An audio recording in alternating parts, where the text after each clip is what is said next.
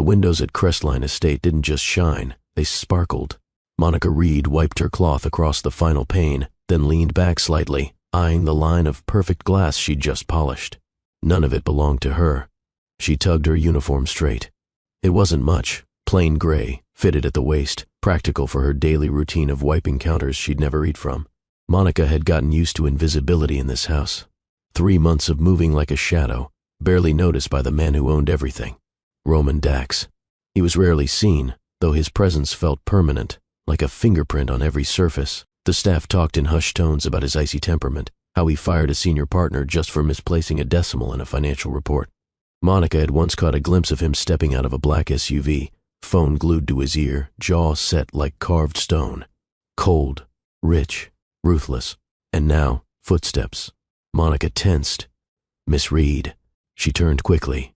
The man himself stood just behind her, as if summoned by thought. Roman Dax was tall, commanding. Broad shoulders filled out a tailored black shirt that clung to his body like a second skin.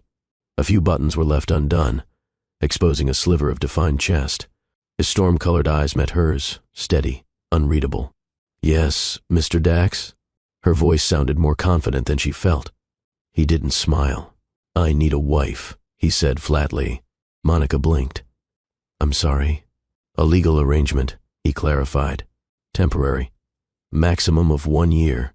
She stared at him, stunned. Was this a joke? But Roman didn't blink. His expression was absolute. "I don't understand." She started. "My public image requires softening for a business merger," he said. "You need financial help. Specifically, the medical debt your late mother left behind." Monica's breath caught. He knew. He knew about the hospital bills, the collectors, the eviction notice that had once found its way under her door. "You've been looking into me," she said, arms folding defensively. "I look into everyone who lives under my roof," he said calmly. "Consider this mutually beneficial. No strings, no emotions, just an agreement." Monica felt her spine straighten. "So you want a fake wife, like some corporate strategy?" "Exactly," he said. She laughed, bitterly. "That's not in the job description. I'm rewriting the job description. And you assume I want to be a mother?" She shot back, voice tight. "I'm not offering a child," he replied. "I'm offering security." Her mind swirled.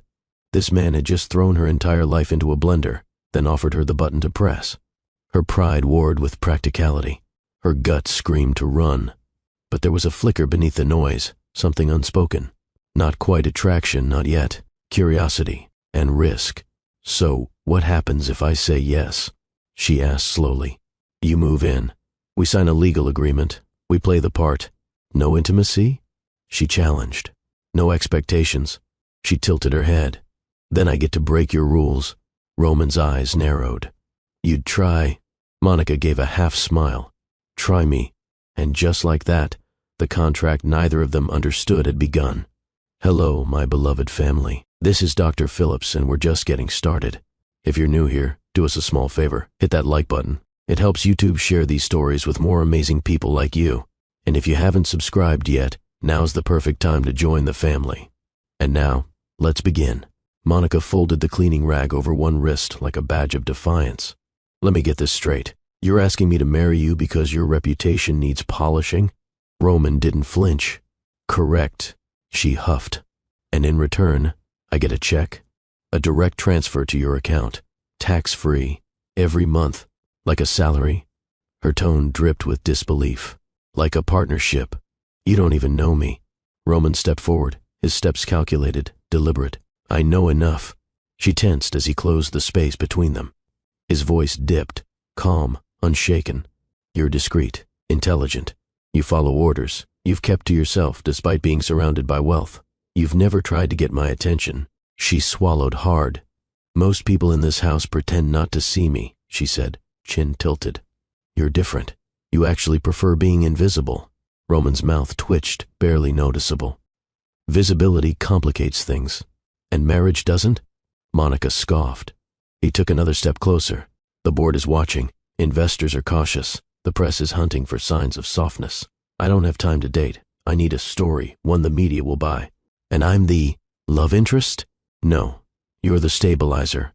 A woman with credibility. Empathy, warmth. He paused. Things I lack. She raised an eyebrow. So you admit it.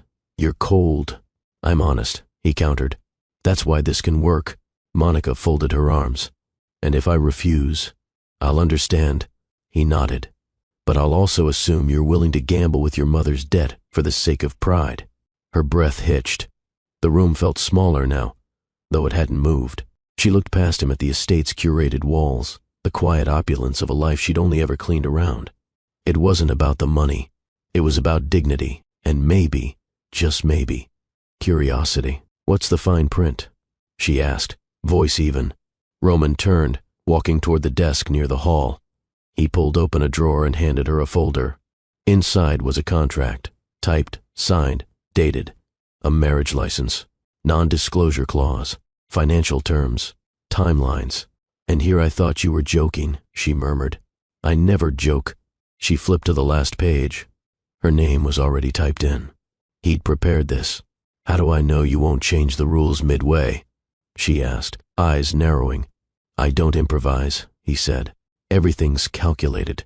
Well, here's my calculation, Monica said, shutting the folder. If I do this, I get full freedom inside the house. No schedules, no curfews. I cook what I want. I play music. I live. Roman paused. His expression didn't shift much, but his silence said he was considering it. Fine, he said finally.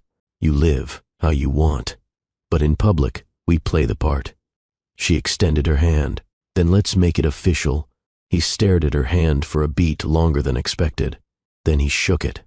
And something in that handshake, brief, firm, charged, shifted. You'll have new clothes delivered tomorrow, Roman said. Will they come with instructions? No, but the house manual does. She laughed, short and amused. Let me guess, color-coded tabs and penalties for disobedience? Rule number 1, no sarcasm before 9 a.m. Monica tilted her head. You're serious, aren't you? Always. Then buckle up, Mr. Dax, she said, walking past him, folder in hand. You just hired a tornado in heels. She didn't see it, but behind her, Roman's lips lifted, just slightly. It was the closest thing he'd had to a smile in months. Monica sat on the edge of the marble bathtub, the contract folder open beside her. The Crestline guest suite looked like a magazine spread, ornate fixtures, candles no one lit, and towels folded into animal shapes. But it didn't feel like hers. Not yet. She reread the clause that defined their domestic partnership. Everything had a line. Everything had terms. Breakfast protocols, joint appearances, legal responsibilities. She exhaled through her nose and muttered, This man really is trying to choreograph marriage like a press release. A knock on the door pulled her thoughts back to reality. Roman didn't wait for a response. He never did. He stepped inside, holding a sleek black box. For you, he said, placing it on the vanity. Tomorrow's event requires formal wear. Monica narrowed her eyes. You bought me clothes? You're my wife. Temporarily. You're expected to look the part. She opened the box. A deep emerald gown shimmered inside, elegant and minimal, like something pulled straight from a red carpet. No price tag? She asked, lifting the fabric. It's yours. I'm not a doll, she said flatly. I'm not treating you like one. You're controlling everything. Roman took a breath, voice low. Would you rather I let the press rip you apart? They'll ask questions. They'll dig. We need to be unified. She stood, arms crossed. Unified doesn't mean submissive. I never said it did. You're used to women obeying. I'm used to efficiency. Well, newsflash, she said, stepping into his space. I'm not efficient. I'm messy. I laugh too loud. I burn toast. And I will not let you turn me into another one of your boardroom assets. Roman's eyes held hers. You agreed to the contract. I agreed to partnership, not puppetry. He didn't speak for a moment. Then he nodded once. Fine. But remember, we're in this together. Every misstep affects both of us. Monica moved to the box, pulling the dress out fully.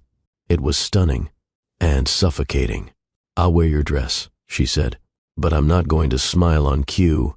No one's asking you to fake happiness. I don't fake anything. She turned to him, the fabric now draped over her arm like a banner. If you want a lie that looks like love, pick someone else. Roman's jaw tensed, but his voice stayed calm. I don't want love. I want results.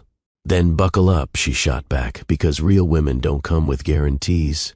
She walked past him again, same as before, but this time, he didn't just watch. He followed her. The next morning, Monica stepped out of the guest suite dressed in the emerald gown. It hugged her frame with quiet power, modest in cut but impossible to ignore. She had tied her curls into a soft bun, small gold hoops glinting at her ears. Roman stood in the grand foyer, phone to his ear, voice low and clipped. He ended the call the moment he saw her. His eyes scanned her slowly, not with desire, but with scrutiny, evaluation, as if she were another quarterly report. Turn, he said. She didn't move. I'm not auditioning. Roman blinked once. You look fine. Fine? She asked with mock offense. I look like money. That was the goal. Next time say, stunning, and save yourself a lawsuit. His lips pressed into something that might have been a smile. A sleek car waited outside. As the driver opened the door, Monica turned to Roman. So, where are we going, husband? He slid in beside her. Gala, investors, media. You'll stay near me at all times. Say as little as possible, unless prompted. She raised a brow. You really think you can manage me like an agenda? I manage billion-dollar assets. You're manageable. Keep talking like that, and I'll start asking for hazard pay. The car pulled away from the estate. Inside, silence wrapped around them, heavy with unspoken tension. Monica glanced out the window, but her fingers fidgeted with the hem of her dress. Roman noticed.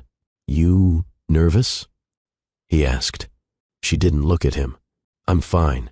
You're tugging your dress. She let go immediately. It's instinct. My mom always said stillness is a lie. If you're not moving, you're holding something in. Roman studied her. You talk about her a lot. She was everything. Do you miss her? Monica turned her head. Every day. He didn't reply, but something in his posture softened. Barely. At the gala, cameras flashed as they exited the vehicle. Roman's hand slid to her lower back, firm and possessive. Monica played along, forcing a smile as lights burst in their faces. Inside the ballroom, she spotted industry titans, starched politicians, and women with eyes sharp enough to cut marble. Roman leaned in. Stay close. Relax, she said sweetly. I know how to fake affection. She slipped her hand into the crook of his arm, smiling for the next camera. Roman didn't flinch, but he didn't let go either. Later, during a toast, Roman whispered near her ear, You handled that well. You sound surprised. Most people crumble in these circles. I grew up around sharks, she murmured back. Yours just wear tuxedos. As the night wore on, Monica danced with a few board members while Roman kept a watchful eye. When she returned to his side, cheeks flushed, he whispered, You broke 2 rules. I smiled too much? You drank champagne. I had 1 glass. That's enough to raise questions. You're supposed to be careful. She squared her shoulders. You brought me here as your wife, not your employee. If I have to pretend, I get to improvise. He stared at her, then said, Fair. Back in the car, the silence returned. But this time, it wasn't cold. It was charged. Respect had been earned. Lines had been redrawn. And the game had officially begun.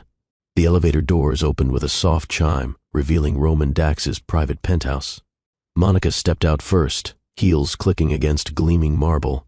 The space was immaculate, floor-to-ceiling windows, glass partitions, minimalist furniture in muted tones. Everything looked expensive, untouched, and sterile. It didn't feel like a home, more like a showroom. Wow, she muttered under her breath. Do you sleep here or just pose for Forbes covers? Roman walked past her, setting his keys in a tray by the door. It's efficient. It's a hospital with throw pillows, she replied, spinning in a slow circle. Where's the soul? He didn't answer. Instead, he handed her a sleek black binder labeled House Manual. You're joking, she said, flipping it open. Page 5. Rules begin there. You actually wrote rules? They maintain structure. She scanned the list, eyebrows climbing higher with each line. No music above 55 decibels after 8 p.m., no candles in bedrooms, no outside guests unless pre-approved.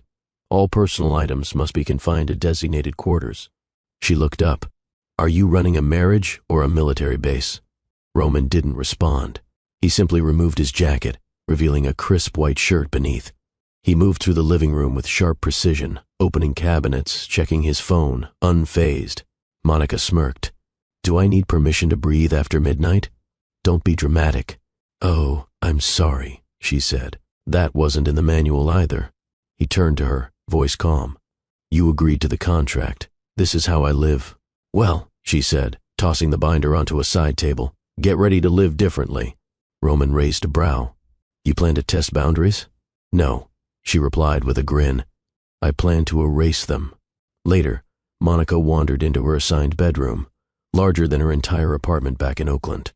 The bed was king-sized, layered in white linens that didn't even wrinkle. A closet stood open, filled with designer clothes already tailored to her size.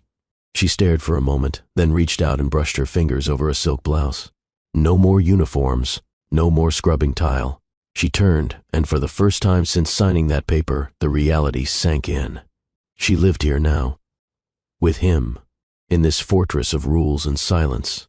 She sat on the bed's edge and whispered to herself, "What did I just sign up for?" As if on cue, a gentle knock came at the door. Roman entered, holding a set of keys. "For your car," he said, placing them on the dresser. "I don't have a license," she replied. He paused, then considerate motivation. She stared at him. "You keep giving me things, but you don't actually give anything." He didn't respond, just nodded once, and left. As the door clicked shut behind him, Monica laid back on the bed, arms stretched wide, eyes on the ceiling.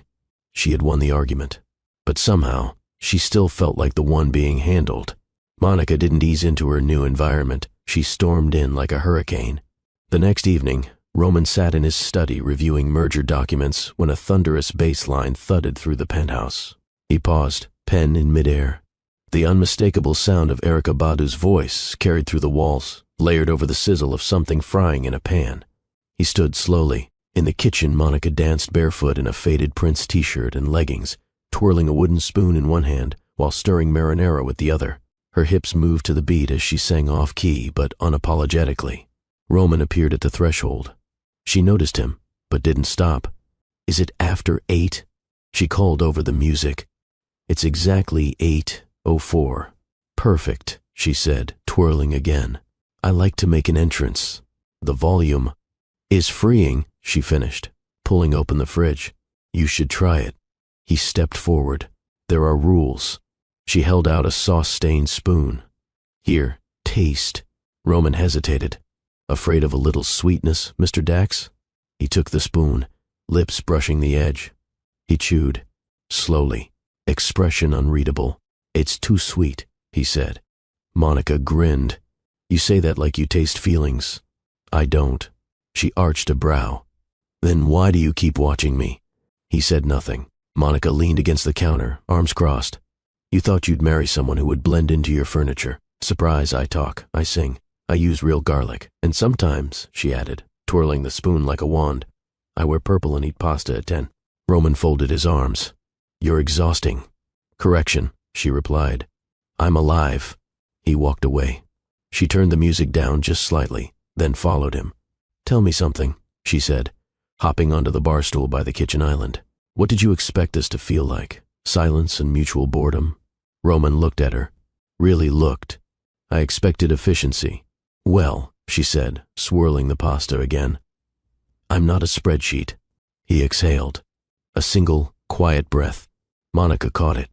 "You're not used to someone pushing back, are you?" "I'm not used to chaos. Chaos is how you find out what matters." Their eyes locked. For a second, neither moved. Then Roman stepped forward and slid a folded blanket onto the stool next to her. "For your naps," he said. She blinked. "I didn't say I nap." "You will." "Eventually." She smirked. That a threat? An observation? The pasta boiled over behind her. Monica cursed, rushed back to the stove, and turned the heat down. Roman stood there, arms crossed, amused despite himself. "Careful," he said, voice lower now. "You're becoming predictable." She tossed him a smile over her shoulder. "Don't worry, I'm full of surprises." He left her then, but not before dropping a folded note on the kitchen counter. She opened it once he was gone. "You snored." "Exception granted." Monica stared at the words, lips twitching. The game had changed. He was bending, and she was just getting started. The following week brought more storms, not the kind outside, but the kind that crackled between shared spaces, subtle glances, and unspoken shifts. Roman tried to stick to his routine. Early mornings, intense calls, zero distractions, but Monica was proving to be one. She never followed the same schedule twice. Sometimes she cooked breakfast in silk robes and fuzzy socks. Other days she read in the living room with jazz playing loud enough to disturb the silence he once craved. Yet it wasn't just her disobedience. It was the way she smiled while doing it, the way she hummed without realizing, the way her presence filled the hollow spaces he'd stopped noticing. That Tuesday, Monica found a bottle of ginger-laced orange juice in the fridge. Not the generic kind, but her favorite brand. Imported. Uncommon. She blinked at the label. He'd noticed. Later that evening, while folding laundry on the couch, she spotted a small lamp lit in the hallway. The one near her room, Roman had left it on. Just enough glow to make late-night water trips less jarring. She smiled without meaning to. He noticed too. The next morning, she made coffee just the way he liked it. Black, strong, no sugar. She didn't say anything, just left it on his desk and walked out. Roman stared at the mug for a long time before taking a sip. That night, she walked into his office holding a white plate. Cookies, burned on the edges, misshapen in size but warm. "Robot," she said, placing the plate on his desk. "Let's test if your circuits can handle sugar." Roman looked up. "I don't eat sweets. You don't do a lot of things. Try it." He picked up the smallest one, took a bite, chewed, then grimaced slightly. "Unacceptable," he said. Monica laughed. "Oh, come on. It's not that bad. You use salt instead of sugar. I did not." "You did." She snatched one, bit into it, and paused. "Okay, maybe I did." He looked at her. "What were you distracted by?" She leaned against the doorframe. "Memories." He tilted his head. "Of Christmas mornings. Mom used to burn cookies every year. We still ate them." She smiled faintly. "Even when they tasted like drywall." Roman studied her for a long beat. "You miss her." "Always." The room grew quiet. He didn't offer sympathy. He didn't recite cliches. Instead, he picked up another cookie and bit it again. Salt and all. "Still awful," he said flatly. She threw a cushion at him. It hit his chest and fell to the floor, and for the first time, Roman didn't correct her behavior. He leaned back in his chair, watching her with something softer in his eyes. "Why are you doing all this?" he asked. "All what?" "Bringing cookies, leaving coffee, dancing in my kitchen." Monica walked toward him slowly. "Because I live here now, and homes should feel alive. This isn't a home." "Then why do you stock my favorite juice?" He said nothing. "Why leave the light on outside my door?" She pressed. Still nothing. She reached the desk and leaned over slightly, voice quiet now. "You don't have to pretend with me." Roman looked up at her. "That's the problem," he said. "What is?" "You make me forget I'm pretending." The air shifted. It wasn't romantic yet, but it wasn't platonic either. They stood on the edge of something dangerous, and neither of them moved. That night, as Monica settled into bed, she found a fresh pair of slippers at the foot of it. They were her size, soft and pink. No notes this time, but the message was clear. He was watching. He was listening. And beneath the surface of the contract, something else was beginning to form. "Hello, my beautiful and amazing family. If you're still here with me, still watching, don't go just yet. Take a moment to hit that like button and subscribe because this story is only just beginning. Now, let's keep going." Monica stood in front of the full-length mirror in the guest bedroom, adjusting the neckline of her cardigan. Her bump hadn't arrived yet. There was still time, but everything about her reflection felt different lately. She saw confidence. A woman adapting to a life that once seemed impossible. Down the hall, Roman sat at the breakfast counter, reading the news on his tablet with his usual intense focus. Monica walked in humming softly, barefoot as always, and poured herself a cup of coffee. "You sleep?" she asked casually. "Not much." She slid onto the stool beside him, taking a long sip. "You really need to try therapy." "I don't need therapy. You're a rich man with control issues and a collection of emotional landmines." "Yeah, you do." He didn't even glance up. "I've got you. Close enough." She laughed into her mug, then added, "Keep talking like that, and I might start charging you per hour." Roman finally looked at her. Not a smirk, not a glare. Just looked and lingered. Monica caught it. "You stare a lot," she said. "You do a lot of things worth staring at." She paused. "You sure you don't eat sugar? Because that line was sweet." Roman returned to his tablet, but the corner of his mouth twitched. That evening she danced again, this time in the kitchen to a mellow groove track. There was no pasta bubbling, no apron flapping, just her in sweats, spinning a wooden spoon absent-mindedly as she chopped vegetables. Roman walked in, phone to his ear, and paused mid-sentence. He watched as she twirled, just once, before she saw him. "You're always creeping up on me," she said, not missing a beat. "Not creeping," he replied, ending the call. "Studying." She tilted her head. "What do you see?" "A woman who doesn't belong in a box." She blinked. "That sounds dangerously close to a compliment. Don't let it go to your head." Too late. Later that night, Roman returned to his study, only to find the hallway near Monica's room softly lit again. The slippers he'd bought her had been replaced with a small potted cactus, topped with a sticky note. "For you. Try not to kill it." He chuckled. The next morning, she found that same cactus sitting on the kitchen counter, now wearing a tiny red bow. Monica stared at it, then laughed out loud. He wasn't just observing her. He was engaging. Without saying it out loud, Roman had begun to speak her language, not through grand gestures, but in the way he noticed, in the way he remembered. Monica knocked lightly on Roman's office door, balancing a chipped white plate in her hands. "Robot," she called, pushing the door open before he answered. "I come bearing offerings." Roman looked up from his laptop, brows lifting. "Offerings?" She stepped inside, placing the plate on his desk. "Cookies, slightly overbaked, not poisoned." He closed the laptop halfway and peered at the plate. "Why?" "Because I figured if we're going to pretend to be married, I should start feeding you disappointing desserts. It's tradition." Roman picked up one cookie and examined it like a contract clause. "They're uneven. I'm not Betty Crocker." He took a bite, chewed slowly, and winced. Monica folded her arms. "That bad? You used baking soda instead of powder." "Damn," she muttered. "I knew one of them had a cap." He placed the rest of the cookie down with surgical precision. Undeniably flawed. She flopped into the chair across from him. "You know, it wouldn't kill you to lie once in a while." "It might." Monica leaned forward. "Tell me, do you ever lighten up?" "I don't have the luxury. You're one of the wealthiest men in the country, which is exactly why I don't." She shook her head. "Money can't fix everything. It fixes most things.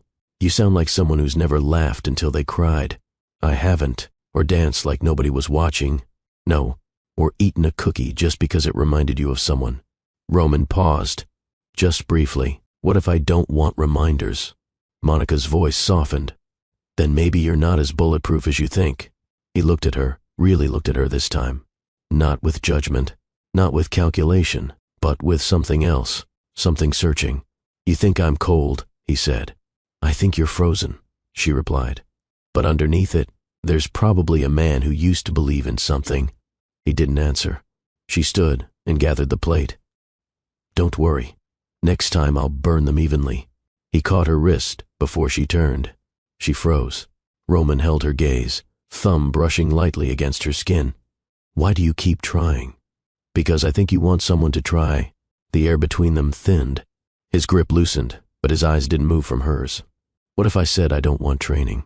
She smiled faintly. "Then why do you keep showing up for class?" Neither of them moved. Neither spoke. But something had shifted, and they both felt it. That weekend, rain tapped steadily against the penthouse windows. The city below blurred into streaks of silver as storm clouds hovered low. Monica sat cross-legged on the floor of the living room, surrounded by paperwork and colorful highlighters. She was studying a child development course, one she'd started online months before, but had quietly paused when the job at Crestline began. Roman entered the room carrying his tablet, but paused when he saw her. "What's all this?" he asked, motioning to the floor chaos. "Class notes," she said without looking up. "I've been trying to get my teaching certification." "You want to be a teacher?" She nodded. "I was studying early childhood education before my mom got sick. Everything stopped after that. He glanced at the papers. And now, I'm catching up. You might be a robot, but some of us still believe in messy dreams. He stepped closer, scanning a handwritten flashcard. These are handwritten. Shocking, I know. I believe in ink. He crouched beside her, picking up a sheet. You color code your stress levels? The brighter the color, the harder it is to memorize. Roman tilted his head. You're methodical. Underneath the chaos, she said, there's a system. He looked at her then, longer than usual. What made you want to teach? Monica smiled, small and honest. Because I never had one who looked like me. And because I want to give kids what I didn't get. Patience, encouragement, safety. Roman's gaze didn't leave her. She shifted under his stare. What? Don't analyze me. I'm not. You're absolutely analyzing me. I'm observing, he said. There's a difference? I don't judge. I assess. Well, here's your assessment, she said, tapping his knee with a pen. You're dangerously close to being human. He didn't reply, just sat there, watching her. Eventually, he said, I can arrange for a private tutor, or more time off, if you want to study. She blinked. You'd do that? You're not my maid anymore.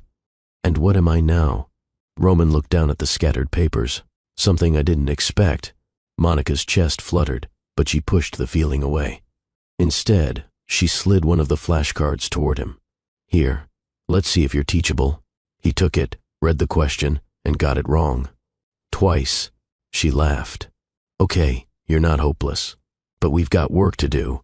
They sat together, side by side on the floor, Monica guiding him through basic concepts, while Roman awkwardly repeated terminology like a man trying to learn empathy from a textbook. She poked fun. He tolerated it. They talked more than they had in weeks. And for the first time, the contract didn't hang between them like a wall. Hours passed. The rain softened. The apartment grew warmer. At one point she yawned mid-sentence, and Roman instinctively handed her a folded blanket from the couch. She paused. You're getting really good at that. At what? Catching things I don't say. Roman didn't answer, but his eyes said enough. They were no longer just cohabitants, no longer actors. This was something else, something unspoken, something real. Monica stood in front of the full-length mirror, smoothing the sleeves of a navy blue blouse Roman had personally selected. The adoption agency interview was in an hour, and despite her calm exterior, her insides twisted into anxious knots. She practiced a polite smile, then dropped it. Fake.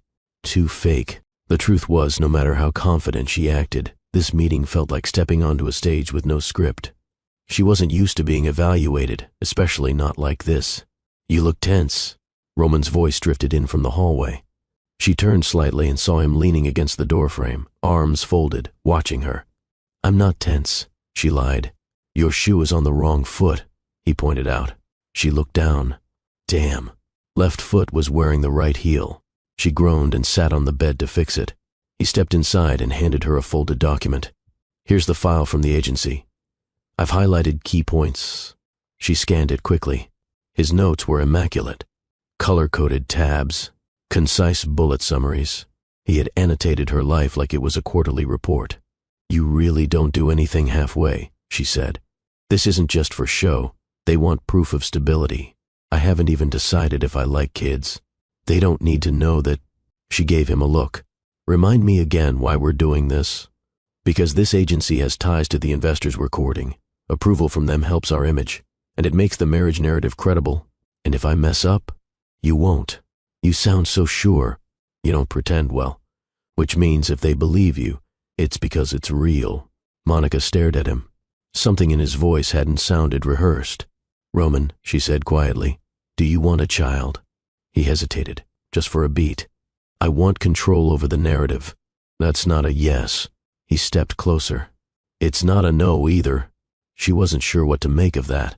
He straightened the collar of her blouse and met her eyes. Just be yourself. Let me handle the rest.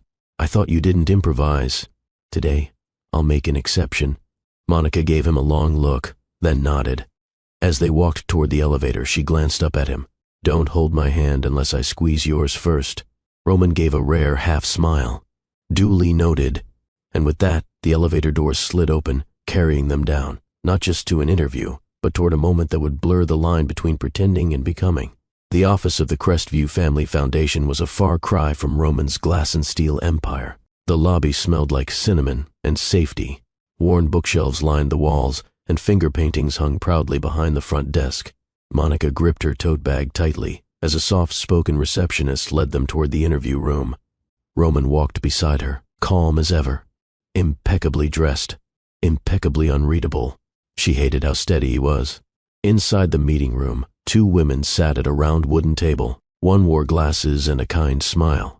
The other had a tablet in her lap and a clipboard in her hand. "Mr. and Mrs. Dax," the woman with glasses said. "I'm Sandra. This is my colleague Claire. We just want to get to know you both a little before the board reviews your application." Monica opened her mouth to speak, but her voice snagged in her throat. She froze. Her legs were fine, her posture was straight, her outfit perfect. But her brain? Blank.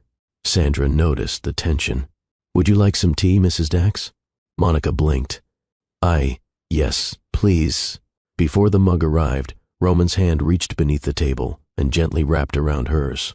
He didn't look at her, didn't speak. But his hand stayed, firm, steady, real. Monica's fingers curled into his, surprised by the warmth and the unspoken message. "I've got you." Claire began with a few standard questions about routines, long-term goals, and family vision. Roman answered each one with ease. He even made a few small jokes, surprising everyone, including Monica.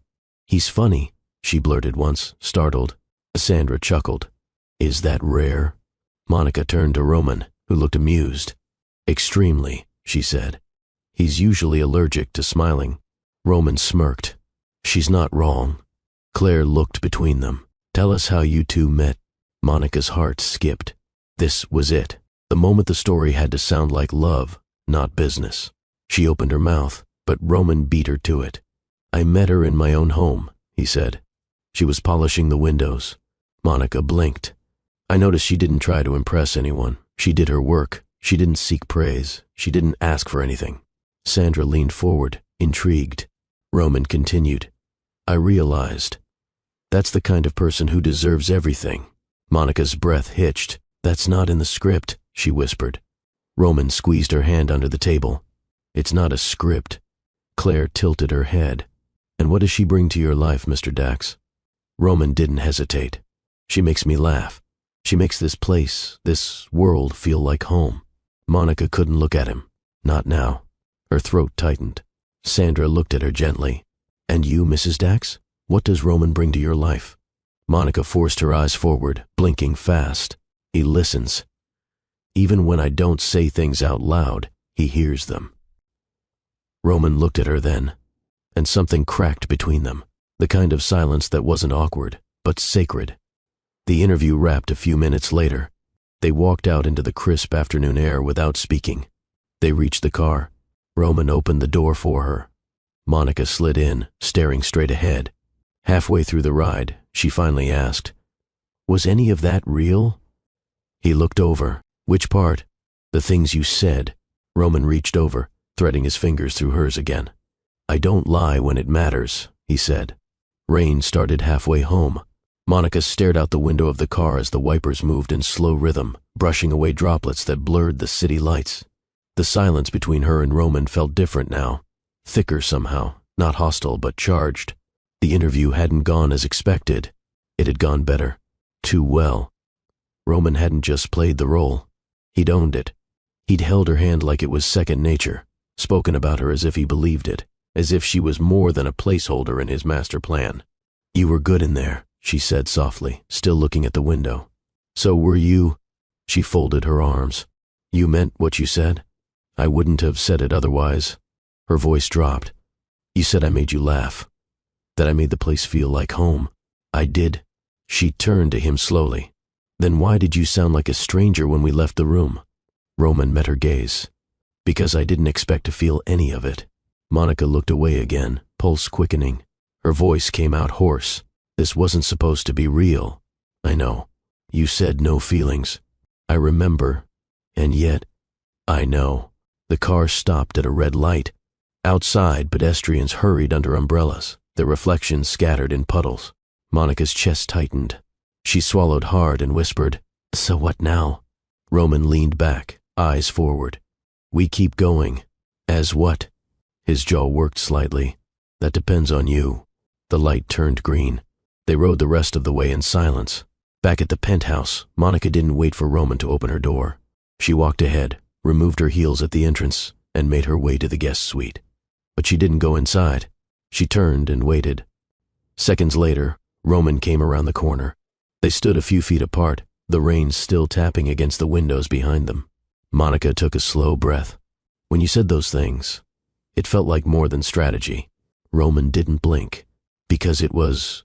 She moved one step closer. Then say it again. He hesitated. She raised her chin. Say it.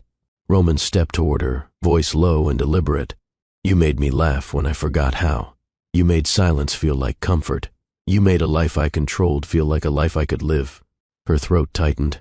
And you, he added, reaching for her hand, are the only part of this arrangement that never felt like a performance. Monica's eyes burned. Roman. He brushed her knuckles with his thumb. I don't know what this is becoming, but I'm not afraid to find out. She stepped closer. So did he. They didn't kiss. Not yet. But something deeper passed between them, an unspoken understanding, raw and honest. Monica whispered, Maybe we're both learning how to stop pretending. Roman nodded, and for the first time they stood not as employer and employee, not as husband and wife by contract, but as two people on the verge of something real. Camping. Monica blinked at the email on Roman's phone. You seriously agreed to a retreat in the woods? It's mandatory, Roman replied, not looking up from his packing. Agency policy. They want to observe couples bonding in real-life environments. She squinted at him. What kind of executive CEO agrees to make s'mores in the dirt? One who wants their signature approved, he replied coolly, zipping up a sleek black duffel bag. Monica crossed her arms. Let me guess, you're bringing a suit to the forest? He met her gaze without hesitation. I packed, too. She groaned. This is going to be a disaster. They arrived at the drop-off point just after noon. A narrow gravel road led into a lush wooded preserve, green and thick with the scent of pine. A cabin waited at the end of the trail, small, wooden, no visible Wi-Fi. Monica stared at it like it had personally insulted her. This is your idea of bonding? She asked as they stepped out of the SUV. Roman surveyed the structure with the wariness of a man looking at something both unfamiliar and unsanitary. It's a structure. It has a roof. It qualifies. A gentle breeze stirred the trees as a coordinator approached, clipboard in hand. You two must be the Daxes. Welcome. Cell reception here is spotty, but that's part of the charm. Monica smiled through gritted teeth. Oh, we're charmed. Roman remained stone-faced. Inside, the cabin was rustic. 2 rooms, 1 narrow bed, a fireplace that looked like it hadn't been used in years, and a kitchen Monica wouldn't trust to boil water. Well, she muttered, tossing her bag on a rickety chair, so much for luxury. Roman removed his jacket and rolled up his sleeves. We'll survive. You always make it sound like we're going to war. He glanced around. This isn't far off.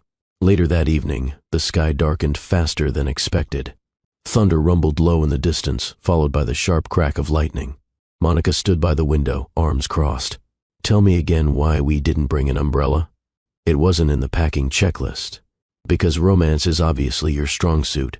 A sudden downpour slammed against the windows, and the power flickered once, then cut completely. Darkness. Monica let out a slow breath. Perfect. Roman grabbed a flashlight from his duffel. There's a fireplace. She raised an eyebrow. You know how to light one? I've read manuals. That's not encouraging. As he fumbled with the wood and matches, smoke curled from the hearth, not in a charming way. Monica coughed, fanning the air. You're choking me out, she said, laughing despite herself. I'm adjusting the airflow. You're guessing. Technically. The fire sputtered, coughed, and eventually gave in to its own failure. Monica pulled her sweater tighter and dropped onto the cabin's only couch. Well, that was romantic. Roman looked at her, exasperated. You could try helping. I am helping, she said, smiling. I'm keeping morale up. He stared for a second too long, then sat beside her. Not close, but not distant either. Outside, the storm raged. Inside, something else began to stir. Not lightning, not fire, but warmth. Between two people who weren't supposed to feel it. The cabin had gone quiet, except for the steady drumming of rain on the roof. Monica sat on the couch, wrapped in a thin throw blanket, her curls slightly damp from when she dashed out earlier to retrieve bottled water from the porch cooler. Roman stood by the dead fireplace, sleeves rolled up, soot smudging the inside of one wrist. The fire had officially failed. His pride was only mildly bruised. "You know," Monica teased, "I always imagined the big bad CEO could at least handle kindling." "I excel at mergers," he replied dryly, "not camping theatrics." She laughed, hugging the blanket closer. "Well, you get points for trying. -5 for the smoke bomb." Roman turned, arms folded. "Are you cold?" She looked at him. "I'm fine." He crossed the room and shrugged off his coat, placing it gently over her shoulders. She blinked. "Thanks." He sat down beside her. For a moment, neither spoke. The only sound came from the storm outside, wind pressing against the cabin walls, thunder rolling far in the distance. Monica leaned her head back. "My mom used to love this kind of weather." Roman glanced at her. She'd light candles and read the same book over and over. Always said storms made the house feel alive. He stayed quiet, listening. She said thunder was just the sky's way of reminding you it still had a voice. Roman watched her carefully. "Do you miss her most when it's quiet?" Monica nodded slowly. "Yeah. The quiet makes it harder to ignore what's missing." He looked down at his hands. "I never knew my mother." She turned toward him, surprised. "She left when I was a baby," he said. "I don't remember her face, only stories. My father never forgave her for leaving. I grew up learning silence before I ever learned comfort." Monica's breath caught. She hadn't expected that. "Maybe that's why you control everything," she said gently. Maybe that's why I break your rules." He looked at her again, eyes steady. "Because you want to ruin me?" "No," she said, voice softer. "Because I want to see if you're real." The air thickened. Not with smoke this time, but something heavier, something warmer. Roman shifted, just slightly, turning toward her. "You've been in my life less than a season, and somehow everything feels different." She swallowed hard. "You don't even like change. That's the part that scares me." He reached up, brushing a damp curl from her cheek. She didn't flinch. Instead, she leaned into the touch. "I'm not good at this," Roman said quietly. "But I want you." Monica's breath hitched. Then she closed the space between them. Their lips met, slow at first, unsure. Then deeper, urgent. Years of silence in Roman's soul shattered under the weight of her kiss. She tugged him closer.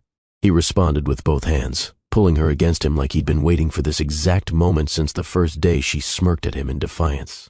Clothes peeled away, not clumsily, but deliberately. Roman laid her down on the couch, tracing her curves with reverence. She gasped his name as his lips moved lower, his mouth finding every place she hadn't realized was starved for attention. Her fingers threaded through his hair. "You don't have to be perfect," she whispered, arching into him. "Just be real." "I am," he murmured against her skin. "With you, I am." They made love like the storm had seeped into their skin, raw, electric, and unfiltered. No rules, no contracts, only heat and honesty. And in that small wooden cabin, two people who had spent their lives mastering distance finally collapsed into closeness. Not as strangers, not as actors, but as something brand new. Monica's skin was warm beneath Roman's hands, soft, responsive, and alive in a way he hadn't known he could crave.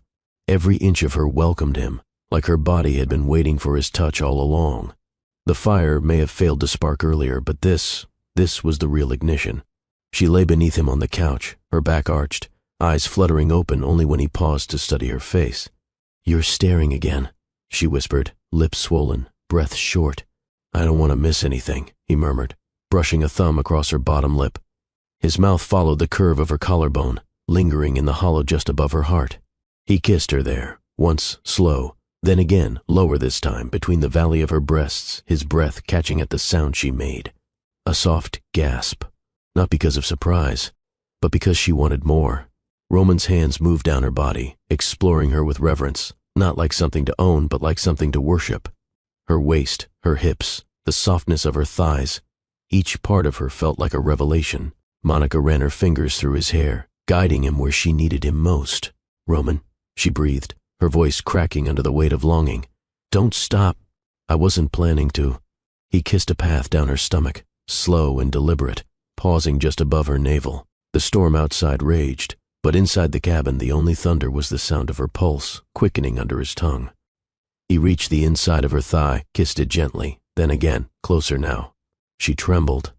And then his mouth found her, soft, hot pressure that sent her body arching off the couch. His tongue moved slowly at first, savoring every reaction, learning her rhythm. She cried out, hips pressing toward him, but he held her still with strong hands. Roman moved like a man who had never wanted anything until now, and was determined to master every second of it. Monica whimpered, clutching the blanket beneath her as the heat between her legs built to something unbearable. Then, release. Her body shattered beneath him, thighs trembling as his name tumbled from her lips in broken pieces.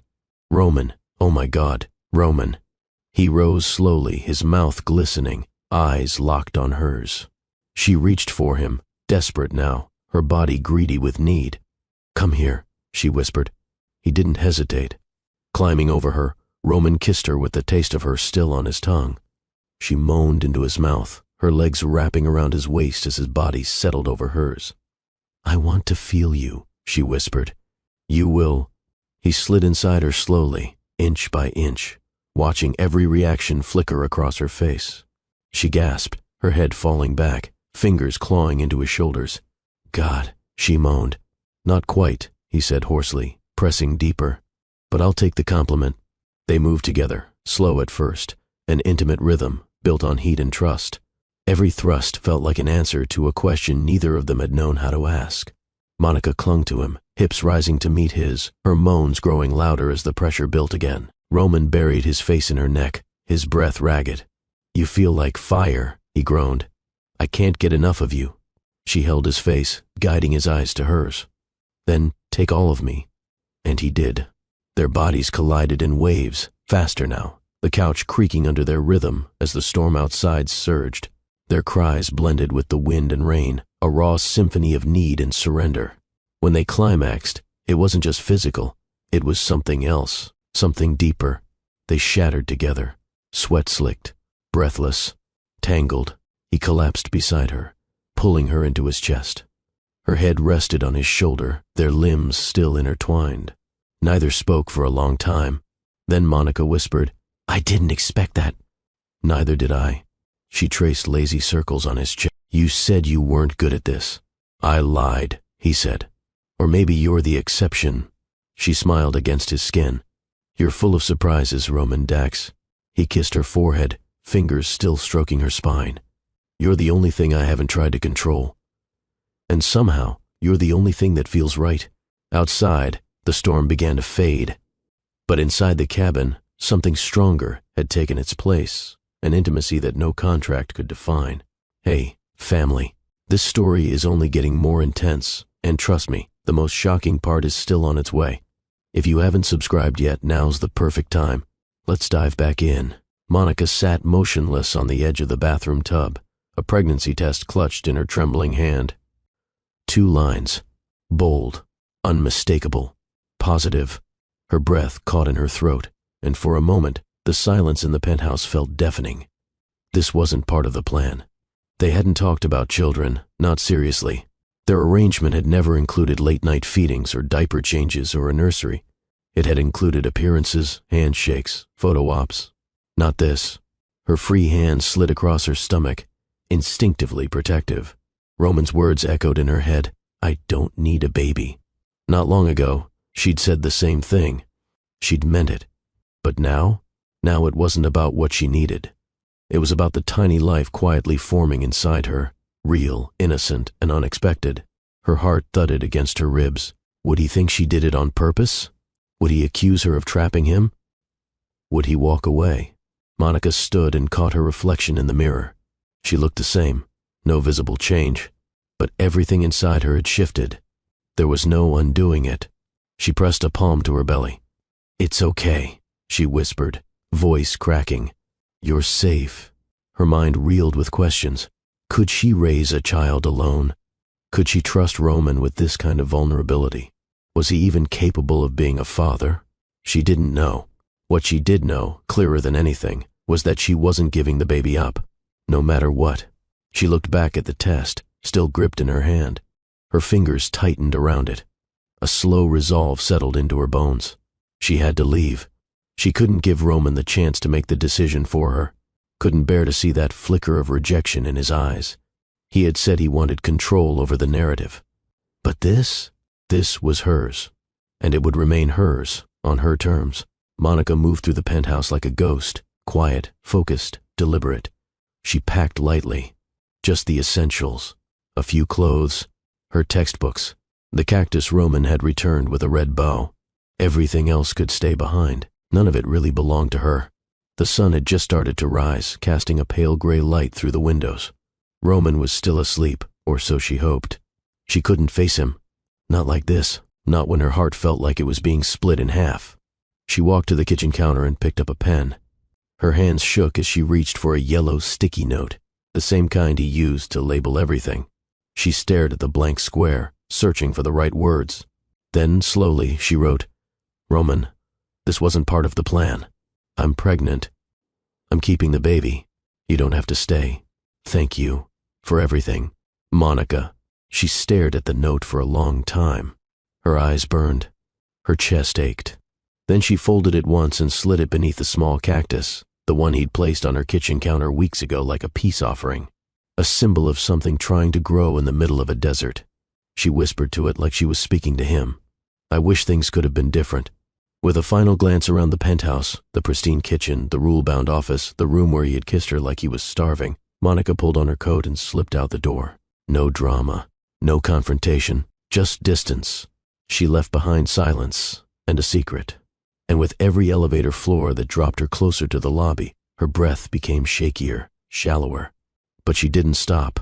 Not until she stepped into the morning light and vanished into the city with her unborn child, and the weight of what they'd created lingering quietly behind her.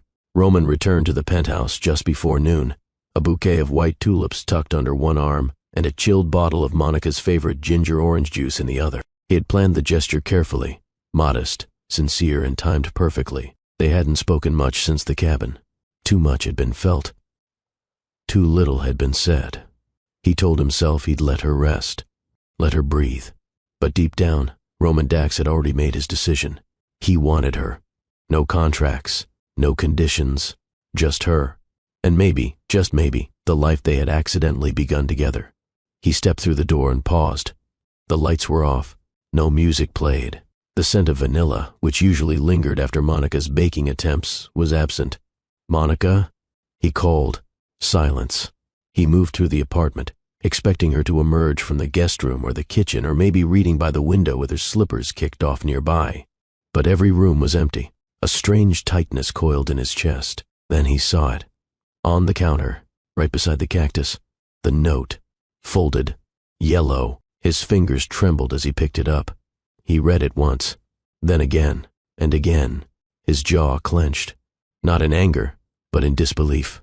Pregnant, his grip loosened. The note slipped from his hand and fluttered to the floor like a gut punch. She was gone, and she'd been carrying his child when she left. Roman's eyes scanned the room for something, anything left behind, but the small things that made it hers were missing. Her slippers, her books, the necklace she used to leave beside the sink when she cooked. He dropped into a chair, tulips still in his hand, juice unopened. The woman who had made him feel again was gone, and this time there was no plan, no strategy, just a gaping, unfamiliar ache in his chest that no boardroom or billionaire status could fix. He pressed his palms to his face, struggling to breathe through the wave crashing over him. Roman Dax had lost control, and this time he cared. Roman stood at the tall windows of the penthouse, phone in hand, eyes unfocused. Calls were coming in, investors, assistants, board members. One after another, he ignored them all. His world, the one built with cold precision and endless power, felt useless now. None of it mattered. Not the billion-dollar deal closing in 48 hours. Not the press interview scheduled for that afternoon. Not the merger announcement his legal team had spent 6 months preparing. The only thing that mattered was gone. and she had taken part of him with her. He picked up the note from the floor for the 10th time, reading it again even though he knew every word by heart.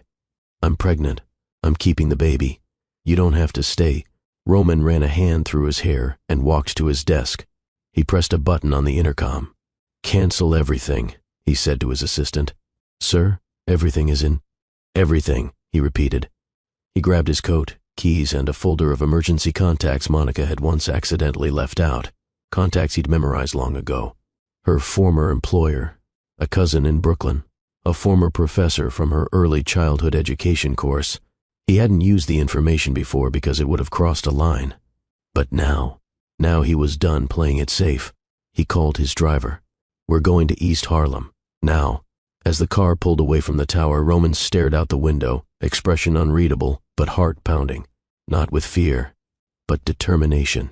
He didn't care what bridges he had to burn, what headlines might spin, what business partners would whisper behind his back. He wasn't letting Monica walk away thinking she had to raise his child alone. She'd left him with a note. He planned to answer in person. Roman's car skidded to a stop in front of a modest elementary school tucked between two aging brick buildings on a quiet Harlem street. There was no red carpet, no valet, no polished glass facade, just painted fencing, worn pavement, and the laughter of children echoing from a nearby playground. He stepped out of the car, adjusting the cuffs of his coat as if armor alone could shield him from what was about to happen. Inside, the school buzzed with the organized chaos of afternoon dismissal. A security guard blinked in surprise as Roman strode through the doors with the force of a storm in human form. Sir, can I help you? I'm looking for Monica Reed, Roman said without missing a beat. The receptionist, flustered but curious, pointed toward a classroom at the end of the hallway. She's with her kids. You'll have to wait. But Roman was already walking. The closer he got to the door, the louder his heart pounded. Doubt crept in, whispering reminders of all the things he hadn't said, all the ways he'd failed her, all the walls he'd built between them, only to watch her slip through the cracks. He stopped outside the classroom, her voice floating into the hallway. All right, everyone, quiet hands while we wrap up our story. Roman exhaled, then pushed open the door. 20 wide-eyed children turned in unison as the tall man in a charcoal coat stepped inside. Monica stood at the front of the class, marker in hand, mouth slightly open. She froze. He did not. I read your note, he said aloud. The kids gasped. Monica blinked, stunned. I don't agree with it, he continued. Not a single word. Roman, she whispered, but her voice caught. He walked further into the room, never taking his eyes off her. You said I didn't have to stay, that you were keeping the baby, that it wasn't part of the plan. He paused, breathing hard. But I don't care about the plan. I care about you, and I care about our child. Silence. Even the kids stayed quiet. One of the girls in the front row whispered, Is that your boyfriend, Miss Monica? Roman kept going. You once told me that real people break rules, that life isn't efficient, that chaos teaches us what matters. He was standing in front of her now, voice low but firm. Well, you are my chaos. And I don't want the version of my life that ends with you walking away. Tears welled in Monica's eyes, her hands trembling. Roman, I love you, he said. The words dropped like thunder in the quiet room. One of the boys clapped. Another shouted, He loves her. The room erupted. Monica couldn't hold it in anymore. She crossed the space between them and threw her arms around him. Roman held her tightly, his forehead pressed against hers. Why? She whispered. You said you didn't need a baby. I didn't, he murmured. Until I realized the baby came with you. Tears slipped down her cheeks. I didn't know if you could handle this. He brushed them away with his thumbs. I don't want to handle it. I want to live it, with you. The kids burst into cheers behind them. Monica laughed through her tears, her hands gripping the lapels of his coat. Miss Monica has a boyfriend. One of the kids shouted. More than a boyfriend, Roman said, still holding her close. She's my reason now. Monica's hands trembled as she gripped Roman's coat. His body so close, it felt like the space between them had never existed. The noise of the children faded into a background hum. All she could hear now was his breath, steady and real, just inches from hers. I don't want to lose you, he said, his voice raw. She blinked fast, trying to stay composed in front of 24 curious eyes. You already had every reason to walk away. I've walked away from a lot of things, he said, But not this, not you. Her fingers tightened at his collar. I didn't leave to punish you. I needed to choose myself for once. He nodded, not offended, not defensive. And I needed to know what it felt like to want something I couldn't control. She took a breath. So what now? Roman reached into his pocket and pulled out a small folded note, one she didn't recognize. I wrote this yesterday. I didn't plan to give it to you. I didn't even know if I'd see you again. He unfolded the paper and read aloud, quietly. I don't know what love is supposed to feel like, but if it means craving someone's presence in silence or seeing their smile echo in every empty room, then I think I've been in it for longer than I realized. He met her eyes. That's what you've done to me, Monica. Her throat tightened. Her arms wrapped around him again without hesitation. This time, it wasn't for comfort. It was homecoming. The classroom clapped wildly now, some kids chanting her name. A few started whispering about wedding dresses and cake. Monica turned to them, laughing through her tears. All right, calm down. Miss Monica still has homework to grade. Roman smirked. Guess I just interrupted class. She leaned in. You interrupted everything, and I'm so glad you did. As the teacher gathered her things, Roman whispered, Come home. She paused, then nodded. Let's go. And with fingers interlaced, Monica Reed and Roman Dax walked out of the classroom, together. No script, no performance, just the beginning of something finally real. The moment Monica stepped back into the Crestline penthouse, something felt different. Not just in the air, but in her. Gone was the woman who had once tread carefully, eyes down, hands folded. Now she moved through the space with a quiet assurance. She no longer felt like a guest. She was returning home. Roman walked beside her, one hand protectively resting on the small of her back. The silence between them wasn't awkward. It was rich, brimming with all the words they hadn't needed to speak out loud anymore. When the elevator doors closed behind them, Monica looked around. It's cleaner than I remember. Roman smirked. I didn't let the house fall apart in your absence. No signs of emotional devastation, broken vases, crying into expensive whiskey. Just one cactus, he said, nodding toward the kitchen. There it sat, right where she'd left it. Healthy, watered, still wearing the tiny red bow. She chuckled. You really did take care of it. I read the instructions, he said simply. Her eyes softened. Didn't know you did instructions. I do now. She looked up at him. You've changed. I had to, he replied. You left. I realized I couldn't keep living like everything had to be bulletproof. Monica moved closer, voice quieter. And what are you now? He didn't flinch. Exposed. She reached up, brushing a finger down the lapel of his jacket. It suits you.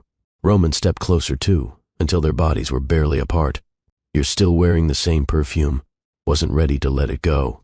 He leaned down, his lips brushing her temple. You don't have to let go of anything. Not anymore. Her arms circled his waist. Promise? He kissed her forehead, then her cheek. I promise. There were no more deals, no more rules, no more pretending. Monica was home.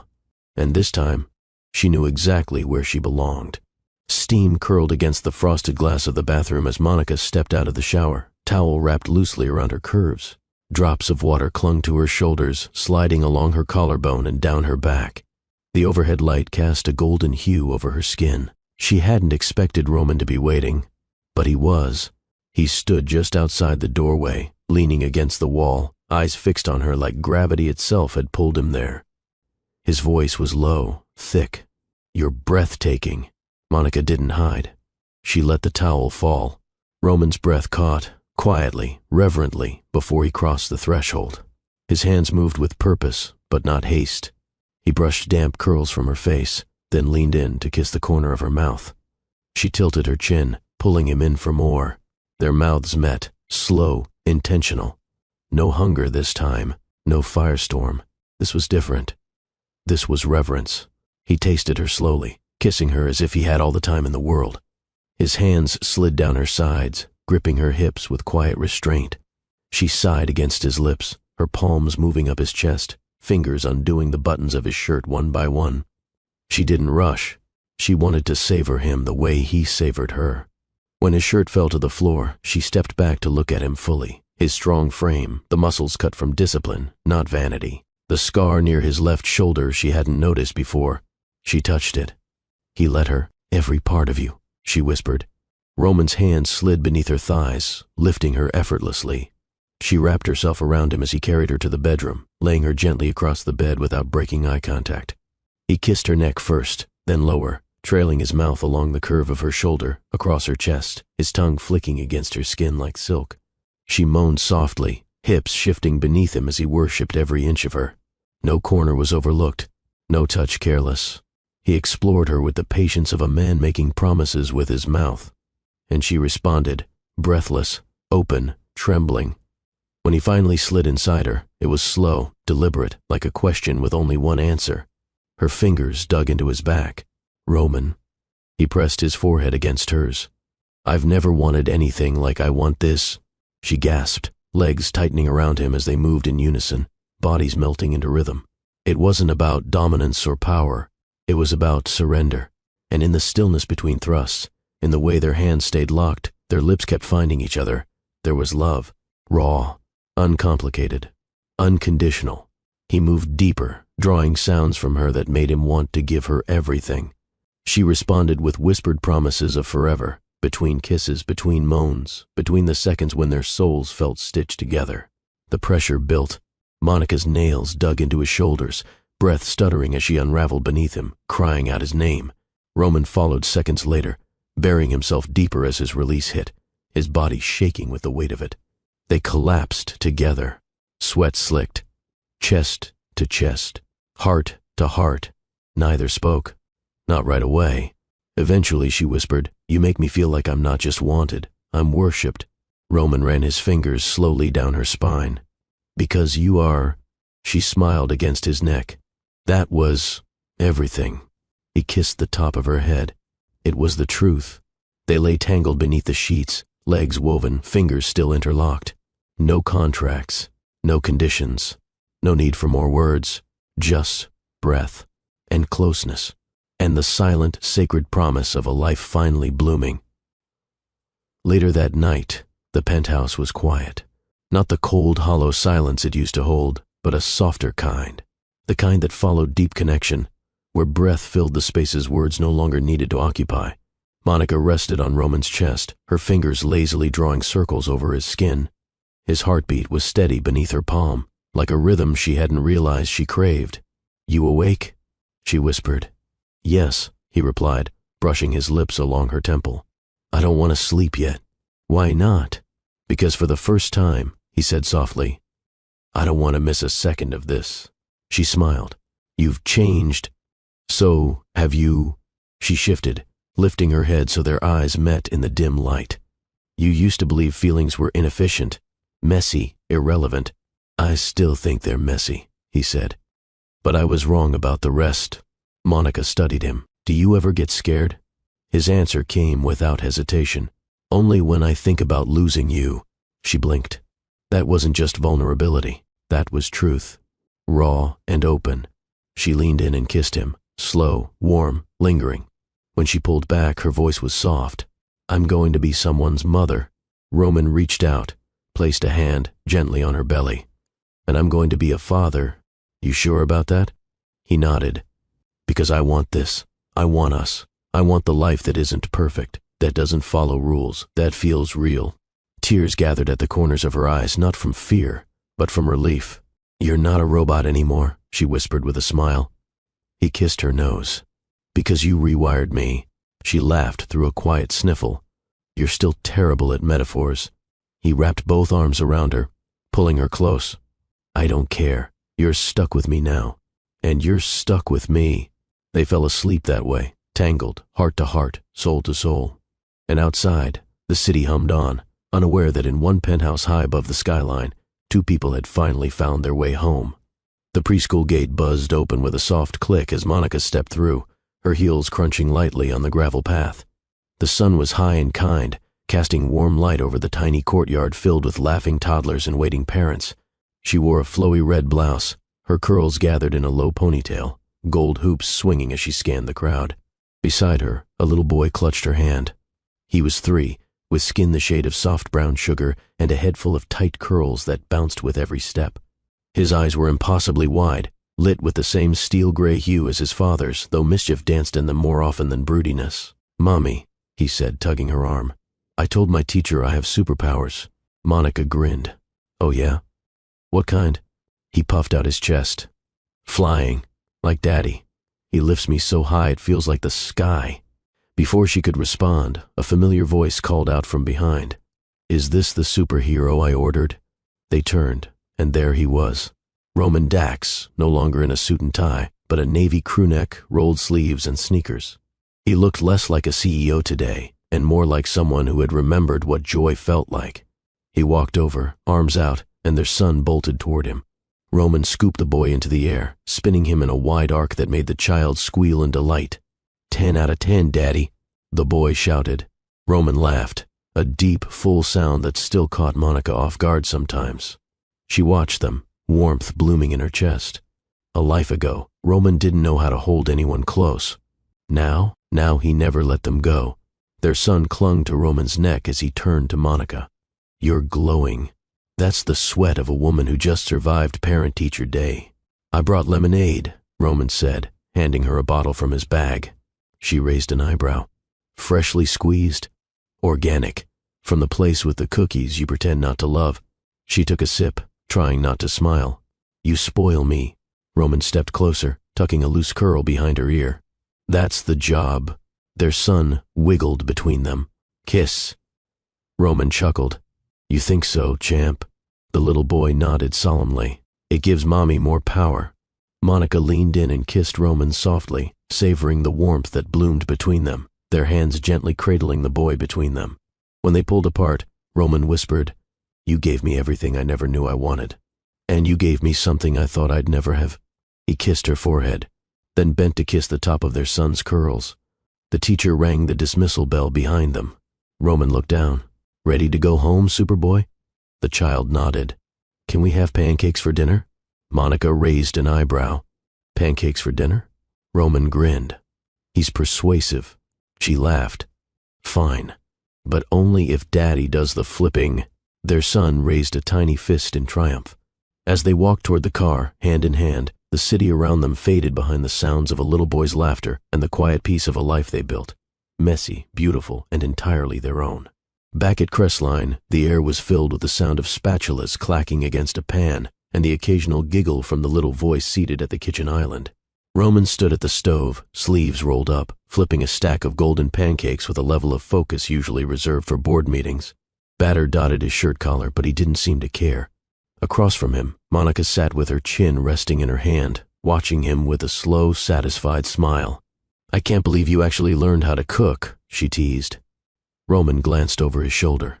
"I learned fast when bribery is involved." Their son kicked his feet beneath the counter. "Daddy made me banana ones. With chocolate chips." "Because you asked nicely," Roman said.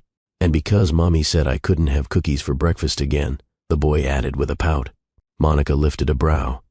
"And you tried anyway?" He grinned proudly, chocolate smudged at the corner of his mouth. Roman plated the pancakes and brought them to the island. He poured syrup carefully, then sat beside them, brushing a napkin across their son's cheek.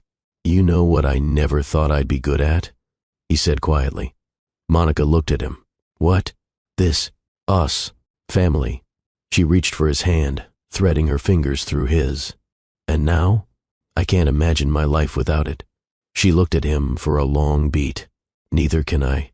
They ate together, laughing through syrupy mouths and sticky fingers. The mess didn't matter.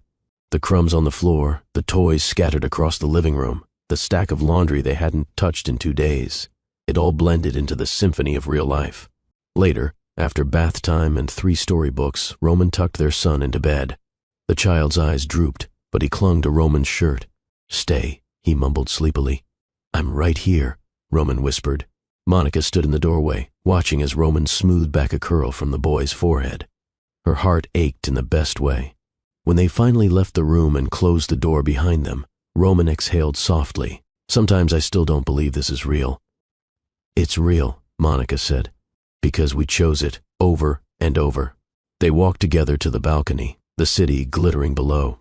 Monica leaned into Roman's chest, his arms wrapped tightly around her. "Do you miss the old days?" she asked softly. Not even for a second, he said. Back then I had everything, except purpose. And now, he kissed the top of her head. Now I have you, him, us. And I finally know what it means to live. They stood there in silence, breathing each other in, letting the quiet speak louder than words. The future wasn't guaranteed. But this moment was, and they were stronger than ever. The apartment was quiet again, this time not from absence, but contentment. The dishes were done, the toys put away, and their son fast asleep down the hall. Monica had just slipped into one of Roman's oversized t-shirts when she stepped into the living room to find him standing near the fireplace, something small and velvet in his hand. He turned as she approached, and she caught the faintest flicker of nerves in his expression. That was rare. Roman didn't get nervous. "Is everything okay?" she asked, stopping just in front of him. He nodded and held out the box. "Open it," he said. She did. Inside was a ring, simple, elegant, and new. Different from the one the contract required, no documents attached, no symbolism borrowed from a business strategy. Just a single band meant only for her. Monica's breath caught. Roman's voice was steady, but low. The last one was for an agreement, for control. This one, he took the ring from the box and looked her in the eyes. This one's for everything after. Tears pricked at the corners of her eyes as he slid it gently onto her finger. "I already married you once," she whispered. He stepped closer, "But I never asked." Her smile wobbled. "So I'm asking now," Roman said, "not as a CEO, not as the man who once said he didn't want a baby, but as the man who fell in love with a woman who broke all his rules and made his life finally feel like something worth living." He dropped to one knee, not because he had to, but because this time he wanted it to be real. "All I ask is that you keep doing what you've always done. Challenge me, soften me, love me when I don't know how to ask for it." Monica stared at him, speechless. "Marry me," he said softly. "For real this time." She nodded, then dropped to her knees with him, cupping his face in her hands. "I never stopped being yours," she whispered. And then she kissed him. There were no contracts, no terms, just two people who had found their way back to each other and had no intention of ever letting go again. The ceremony was nothing like their first. No investors, no press, no script, just a small garden behind the Crestline estate, bathed in late afternoon sunlight. White folding chairs lined the brick pathway, flanked by soft pink roses and wild ivy. Their son stood proudly between them in a tiny navy suit, holding a velvet pouch that contained two simple rings. Monica wore a flowing ivory dress, off the shoulder, minimal makeup, hair styled into soft curls that caught the wind. Roman had never looked more like himself. Crisp white shirt, sleeves rolled just above the wrists, no tie.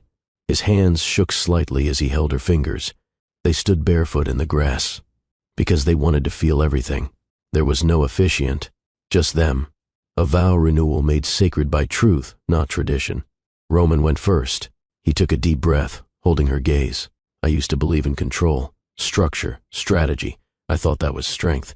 But then you came in, with music, laughter, burned cookies, and bare feet, and you ruined all of it." He smiled. "Just a little. You ruined my rules, and thank God you did." Monica's eyes shimmered with emotion. He continued, "I didn't know how to love. But you never asked me to be perfect. You just asked me to be present. You gave me a home, a son, a life, one I never even knew I needed." He paused, voice rough. "I vowed to protect that life with everything I have, every breath, every moment. Even on the days I forget how to speak it, I will always show it." Monica's lips parted slightly, tears spilling freely now. She took his hand in both of hers. "Roman," she began, voice thick, "you were the last person I expected to love, and yet you became the only one I couldn't imagine living without. You were cold and sharp and distant, but you let me in, slowly. And then all at once," Roman blinked, his own eyes glassy, "you loved me before you knew how. You chose me even when I didn't ask. You've carried me in silence, in storms, in the mess of life that we've built, and I've never felt more safe." Their son grinned, bouncing on the balls of his feet. Monica squeezed Roman's hands. "I vow to love you, not because you're perfect, but because you're real. Because when you break, you let me help put you back together. Because every version of you is the one I choose." She leaned in, kissed his hands, and whispered, "Always." Roman bent down, and their son handed them the rings. They exchanged them wordlessly. Then Roman pulled her close. They didn't wait for applause. They just kissed, slow, deep, and sure, because this time, it was theirs. And every vow, every whisper, every choice was true.